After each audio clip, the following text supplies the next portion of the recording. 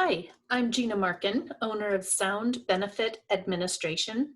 This short video is to explain how a health reimbursement arrangement, we're going to call it an HRA, matched with a group medical plan can help to save both the employer and the employee money on premium and out-of-pocket expenses.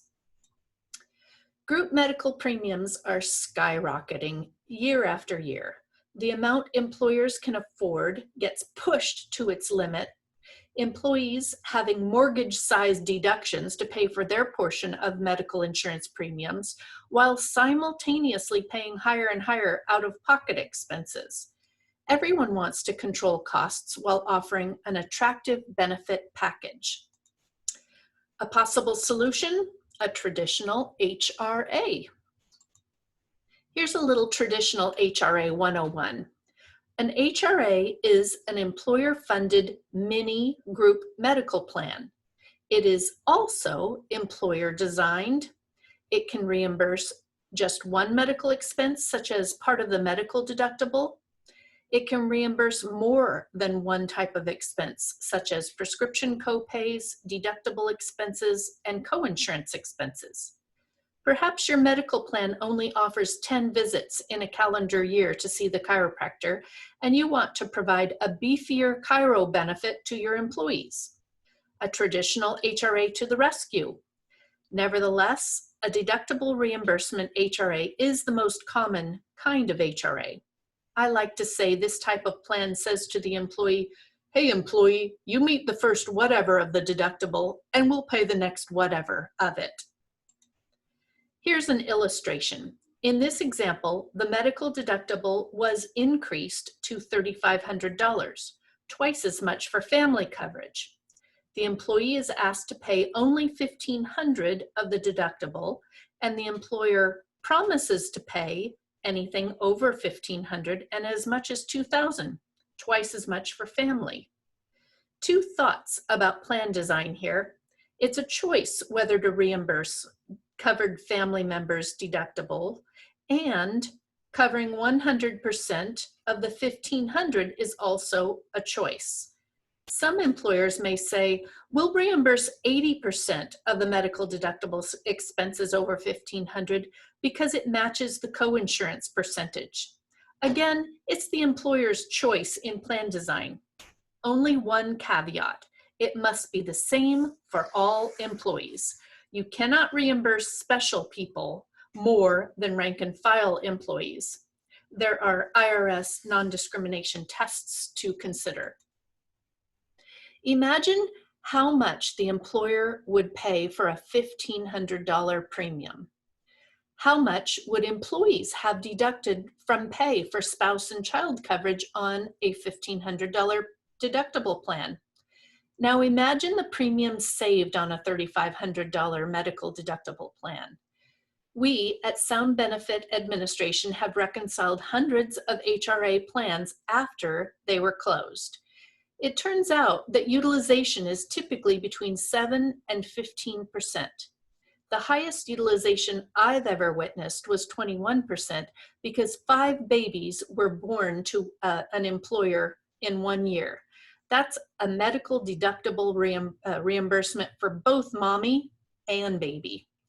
In looking at high deductible plans, the goal is that the savings to the employer plus our HRA admin fees will fund at least 60% of the entire covered group to incur an HRA claim, $2,000 in the example on the previous slide. The break-even mark should be at least that high, or the plan isn't attractive. While I make no guarantee that 60% of the group will not make a claim, it simply seems statistically impossible based on our experience.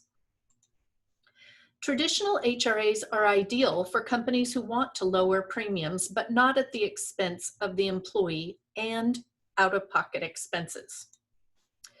A few things to know about HRAs. If you are a COBRA eligible employer, and you know who you are, and if you don't know who you are, call me, you have to offer this benefit to ex-employees.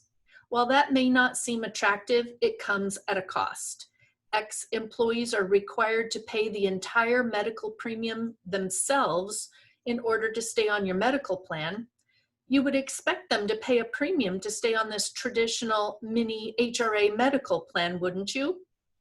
I'm not going to go into the details of how to calculate the premium in this video, but just know they don't get the HRA at no cost. Hopefully, they look at the cost of the medical premium, the cost of the HRA premium, and decide maybe they don't need that medical premium, medical deductible help, and elect only the medical coverage. HRAs are subject to PCORI fees, and PCORI stands for Patient-Centered Outcome Research Institute. Don't worry, they're not very expensive, and we do all of the reporting and tax preparation for you. Another surprise, only C Corp owners are allowed to participate and be reimbursed for an HRA claim. If you are set up under any other business structure, you are considered a self-employed individual and not eligible for HRA reimbursement, according to the IRS. If you'd like to read more about some of the considerations I just went over, you can go to our website at www.soundadmin.com and click on blog. You can search articles by alphabet soup category or type in the names of either of these two articles listed on this slide. If you would like to sign up for our newsletter and receive more timely information about alphabet soup topics each month, go to the main page on our website. Scroll to the bottom of the page and click subscribe. Our last slide is a shameless plug to consider using Sound Benefit Administration for all of your alphabet soup needs, including a traditional HRA. We're not a gigantic third-party administrator. We can design a unique HRA plan to suit your needs. We're located in Poulsbo, Washington, and use cutting-edge software to ensure the best experience for both employer and employee. Reach out to me directly by email, phone, or using our website to request more information. Thank you for watching this video.